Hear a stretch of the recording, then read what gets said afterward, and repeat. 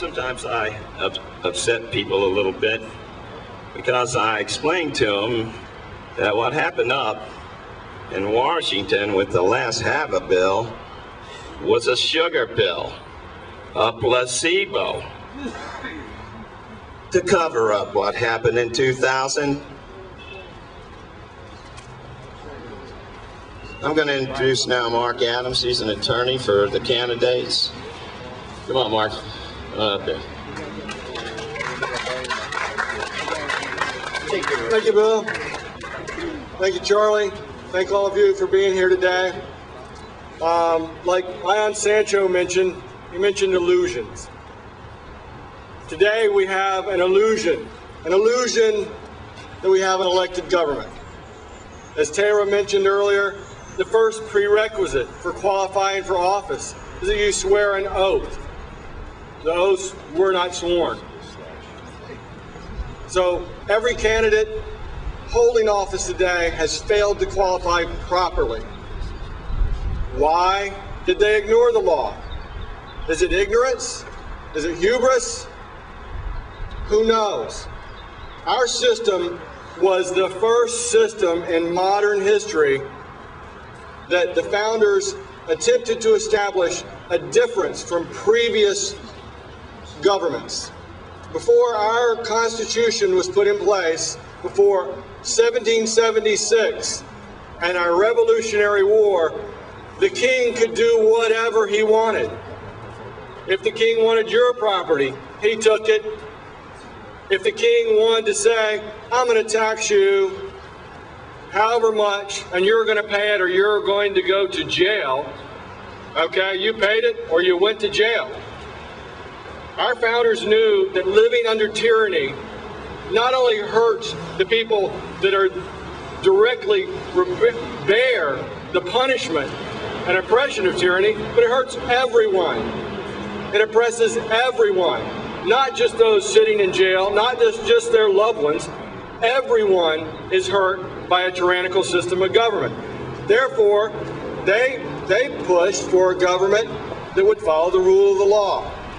And the check and balance to make sure that the government followed the rule of law was the people. Very important in that system of checks by the people is the ability for the people to elect their representative government leaders. However, since 2000 and even before, the election machines have not been, well, the votes have not been counted in public. Up until the 70s, every night after the election, at each precinct, committee sat down in public and counted the ballots for that precinct. And that information was reported back to the county, and that was reported back to the state, and it all happened relatively quickly, overnight, counting paper ballots by hand. Well, with computer technology, they went to computers. The problem with allowing a computer to count ballots is that ballot is counted in secret. And we all know computers malfunction. As Ion Sancho mentioned, computers malfunction. They malfunction in the test. They malfunction in practice. Those people's votes that they thought they cast for Christine Jennings in Sarasota were not counted.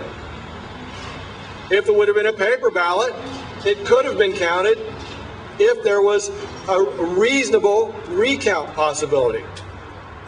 In her case, there would have been. Normally, the new standard under Florida law is 1%. There has to be a 1% difference between the candidate and the contender in order to have a recount.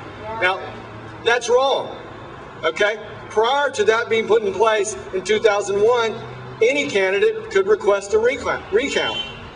And the purpose that the recount is for is so that anyone who's concerned about the outcome can go in there and say, let's recount that. But you can't count vapor on a computer.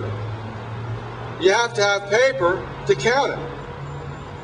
What's happening with our country when our leaders of the Democratic Party and our leaders of the Republican Party are not concerned with making sure that the people have a verifiable election process? Do they not care, as Tara pointed out, about signing oaths to uphold the law, to qualify? Do they not care about maintaining a representative democracy in our country through a verifiable voting system? It's not difficult. It's not difficult to restore a fair, accurate, paper-based voting system that we can all have confidence in. But where are the leaders? Where's the press? What's the illusion here? The illusion is that there's not a problem. The illusion is, oh, we're taking care of it. That's why the press is not here today. That's why the leaders of the Republican Party are not calling for reform. They don't want reform. They want to retain power. They don't want to give up their power to the people. The founders set our country up to give the power to the people.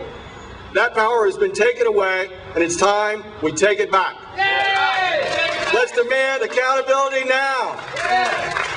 Thank you very much.